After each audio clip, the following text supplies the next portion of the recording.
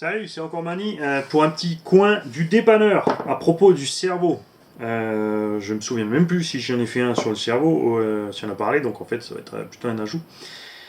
Puisque Super Mega RC a eu une panne tout à fait classique, on va dire en RC, sur un souci de cerveau. Je m'explique. Le cerveau, petite bestiole sensible et fragile, même si solide. Quand on guidonne sans arrêt, par exemple, ou qu'on fait forcer la direction, là-dedans, ça chauffe terriblement.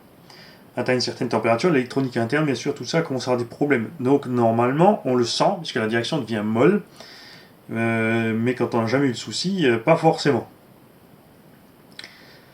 Là aussi, encore une histoire de doigté. Hein, Super Mega RC.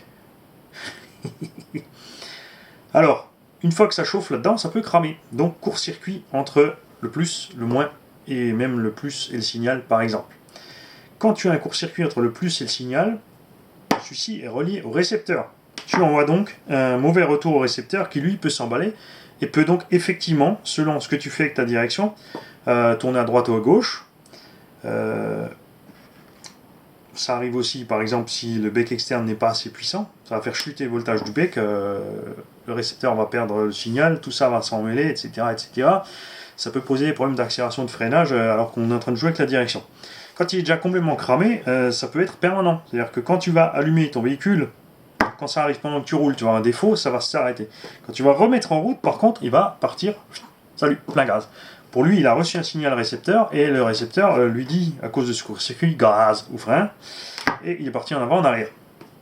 Donc quand tu as ce genre de souci, il faut absolument, soit débrancher le moteur, soit enlever les roues. Enfin, c'est généralement quelque chose, quand on a une panne sur une RC, on peut la poser bien sûr calée sur quelque chose. Le problème, c'est bien sûr avec le couple moteur, n'importe quoi, ça peut bouger, ça peut se foutre le camp. Donc, préfère soit démonter le pignon moteur si c'est facilement accessible, soit débrancher le moteur, soit enlever les roues si tu cherches une panne sur la transmission, évidemment, pour ne pas avoir ce souci et bien sûr enlever tes doigts de la transmission et des pièces en mouvement. Comme ça, pas de surprise, le véhicule ne part pas dans un arbre ou dans un mur, etc. Une fois bien sûr que le cerveau est cramé, c'est foutu. Si c'est arrivé juste un tout petit peu, que tu as remarqué que ça commence à faiblir, comme je ne sais pas si vous avez, si elle est déjà en ligne, si vous l'avez vu, la vidéo avec le Geeks. On est sur la piste tous en famille, on en a 5 ou 6. Et à un moment, il s'arrête parce qu'il a remarqué que sa direction faiblit. Ça, c'est son cerveau qui chauffe, donc il laisse refroidir le cerveau, et il a attendu une petite demi-heure, il est reparti un peu plus tard, ça a marché à nouveau nickel. Voilà. Donc Super Mega RC, je vais voir si j'arrive à te dégoter quelque chose, ou peut-être que le temps que je sorte la vidéo, tu auras déjà trouvé une solution.